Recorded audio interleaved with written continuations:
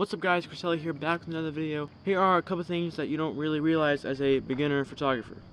And the first thing is, you don't need a lot of gear. You know, when I started off, I thought I needed so many lenses and all these different cameras. And in reality, the only camera you need is the one you use. You don't need like 15 million cameras. And I thought I needed so many lenses, and I literally only stick to 3 lenses. I use my 28, my 50, and my 24 to 120, the kit lens with the D750. And that's really all that I need. You know, they're my go-tos. I don't need anything else.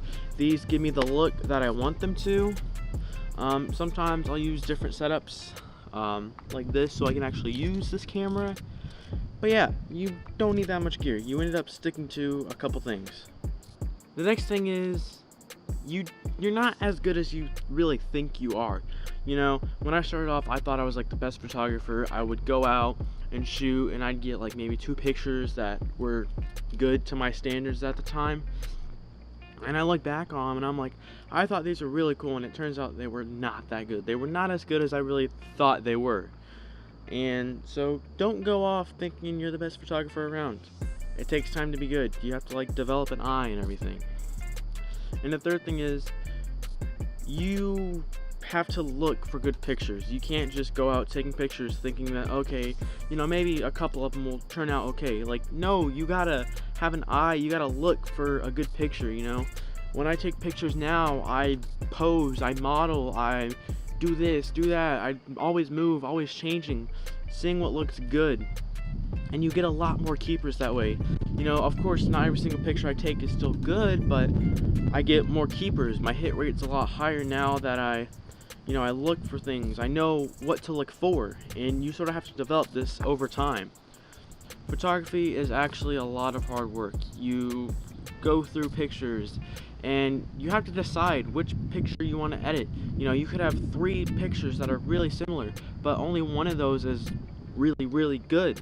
You know, of course, it's okay to like edit those, but you want to have one picture. If 3 of them look super similar, stick to one. You know, it's okay. Like, if they're different poses, that's okay, but if there's similar poses and the only thing you really change is, say, the angle, pick one of those pictures that is really good. And then another thing I realize is, a little bit of editing goes a really long way. You know, when I started off, I would crank up the saturation, I would do all these things, and you don't have to do a lot. You know, I would crush my shadows and then do like a super S curve. I do an S curve and I lift the shadows all the way up to where they look gray. And that's what I saw on Instagram, and that's how I thought you did it. But there's other ways, and you can do things a lot better. The more you edit, the better you get at it. Editing is a bunch of experience. You can't just watch a bunch of YouTube videos and get a bunch of Lightroom presets and expect them to look good. You know, you have to play with them. Not every single preset is gonna look good right off the bat. Of course, you have to adjust them. Now, everybody has their own taste, and if you like that super duper saturated look, you know, like this video, I have it graded to where it looks pretty saturated. Personally, that's how I look. Some of you guys may think it's too much, but I don't think it's too much. If anything, I could turn it down. But a little bit of editing goes a long way. You don't have to change every single slider in Lightroom.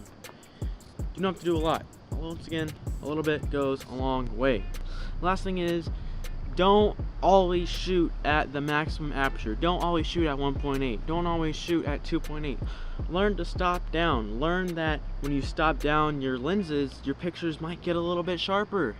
If you're super close focused, you don't exactly have to be at 1.4. You know, you can stop down to f2 and you're not going to notice that big of a blur when you stop down. And it's going to make your pictures a lot more sharper. You're going to get less aberrations, not as much ghosting.